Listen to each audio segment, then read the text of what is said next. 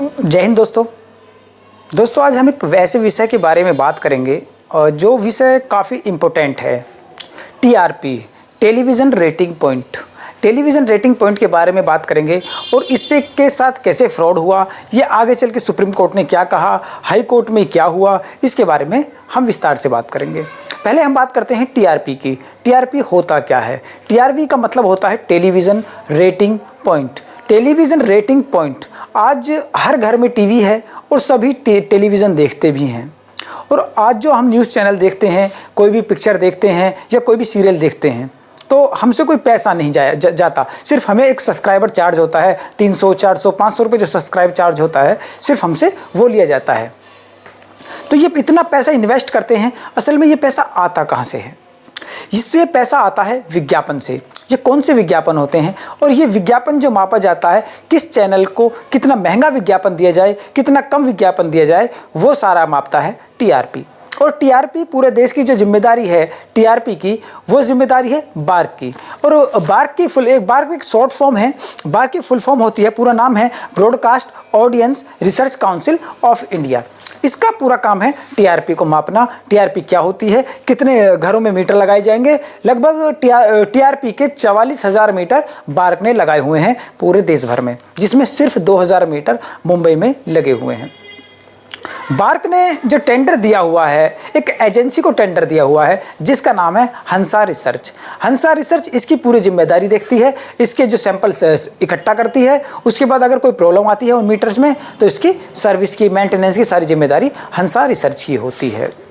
और बार्क से पहले जो टीआरपी का काम संभालती थी वो time India research, time media भी बोलते हैं, नामक एक कंपनी संभालती थी। लेकिन टाइम मीडिया को क्यों हटा दिया गया? क्योंकि टाइम इंडिया ने सिर्फ देश भर में 10 से 12,000 मीटर लगाए हुए थे और लगभग 30 से 35 करोड़ जब यूज़र हों और 10-12,000 मीटर से किसी भी उसकी इंडस्ट्री की टीआरपी को मापा जाए तो शायद ही कहीं हद तक गलत होगा। इसलिए टाइम इंडिया को पे शक होने लगा और टाइम इंडिया को हटा दिया गया। उसके बाद ये जिम्मेदारी बार्क को दी गई। जब बार्क ने इसकी जिम्मेदारी संभाली तो लगभग देश भर में 40 से 44,000 मीटर लगाए और टीआरपी मापने के, और इसकी जिम्मेदारी हंसा रिसर्च को दे ही दी थी। मैंने अभी आपको बताया था। लेकिन अब ये टीआरपी तय कैसे होती है? टीआरपी तय कैसे होती है इसके बारे में हम थोड़ा सा जिक्र करेंगे। किसी घर में पीपल्स मीटर लगा हुआ है, इसे पीपल्स मीटर भी बोलते हैं या बैरोमीटर बोलते हैं। अगर किसी घर में ये मीटर लगा हुआ है तो उस घर में देखा जाता है कि कौन सा सीरियल, कौन सा न्यूज़, कौन सा सिनेमा चैनल कितना ज़्यादा इस्तेमाल किया जा रहा है। उसके बाद ये वीकली रिपोर्ट गुरुवार को आती है। उसे तय होता है कि किस चैनल की टीआरपी सबसे ज़्यादा है। अब इस टीआरपी की जंग छिड़ी कैसे? अब हम इसके बारे में आपको बताएंगे थोड़ा सा। ये टीआरपी की जंग अब लोग जानते भी नहीं थे, टीआरपी मापी कैसे जाती है, टीआरपी होती क्या है। मगर आज ये टीआरपी की जंग छिड़ने का मतलब है कि एक चैनल है जो 8 महीने से नंबर 1 बना हुआ था। देश में बहुत सारे ऐसे चैनल हैं जो काफ़ी अच्छे प्रोग्राम्स लाते हैं, सीरियल लाते हैं, तो फिर वही चैनल नंबर 1 क्यों था? तो हंसा रिसर्च ने इसकी रिसर्च की, जांच की और उनको पाया गया कि हमारे कुछ पूर्व अधिकारी उन चैनल से मिले हुए हैं और वो उसको टीआरपी को के साथ घोटाला कर रहे हैं। वो फर्जी टीआरपी प्रस्तुत कर रहे हैं, दे रहे हैं हमें। तो इसमें 3 चैनल का नाम आया है, रिपब्लिक भारत, फक्त मराठी और बॉक्स सिनेमा। ये 2 मराठी चैनल हैं। इन 3 चैनल का नाम इसमें शामिल है। तो मुंबई कमिश्नर को इसका केस सौंपा गया। मुंबई कमिश्नर ने जब इसकी जांच की तो उसमें रिपब्लिक भारत जो करता और ये 2 मराठी चैनल हैं, उनका काम क्या था? उनका काम था कि वो हर घर में जाएं, जिसके घर पीपल्स मीटर लगे हुए हैं उन्हें उनकी जानकारी थी। जबकि ये बात किसी को पता नहीं होती, किसी भी चैनल को पता नहीं होती कि किस घर में पीपल्स मीटर लगा हुआ है। जबकि रिपब्लिक भारत और उन 2 मराठी चैनलों को ये पता था कि किस घर में पीपल मीटर लगा हुआ है। वो उस घर में जाते थे, उनको कुछ लालच देते थे, उनका जो चैनल है, उनका जो DTH है सब्सक्राइब कराते थे। उसके बाद उससे कहते थे कि सिर्फ आपको ये चैनल ही चलाना है। कुछ जगह तो उन्होंने बिजली का बिल तक भी दिया है।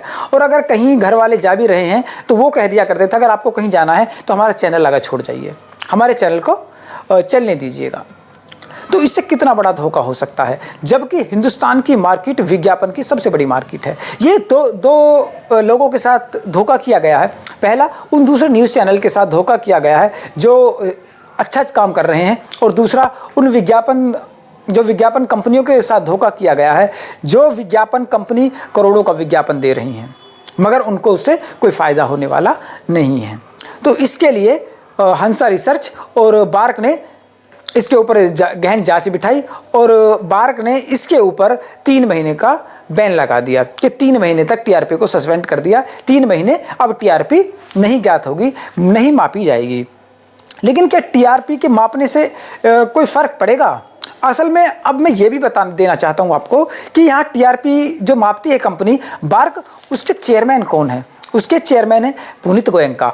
असल में पुनीत गोयंका कौन है, अब यहाँ कहानी शुरू होती है।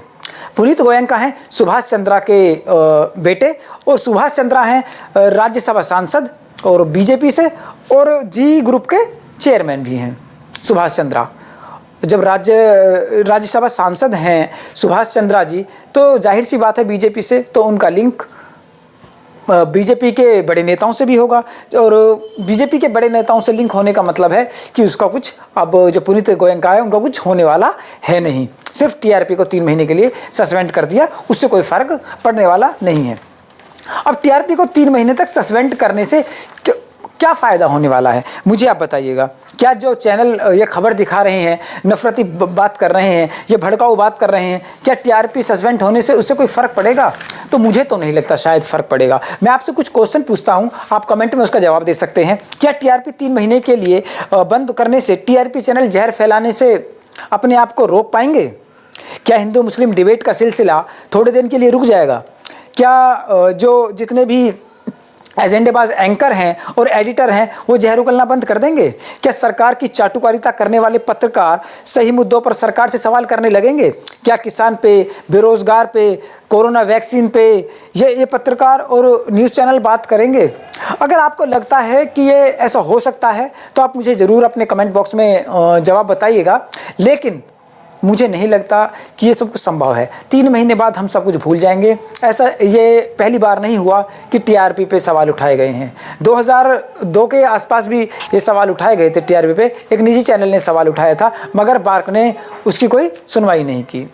उस पर क्यों सुनवाई नहीं की बार्क ने, इसके बारे में हम आपसे अगले एपिसोड में बात करेंगे कि बार्क क्यों सुनवाई नहीं करना चाहता, क्यों उन्होंने सुनवाई नहीं की। जो आज ऑब्जेक्शन उठा, क्योंकि आज एक channel is equal to all channel हो गए हैं। Republic channel is equal to all channel, एक चैनल के सामने सारे चैनल आ चुके हैं, और जिसमें गोयंका साहब का चैनल भी है। तो इसलिए शायद यहाँ कुछ सुनवाई हो, लेकिन ये कब तक होगी, ये इस तरह का धोखा कब तक चलेगा?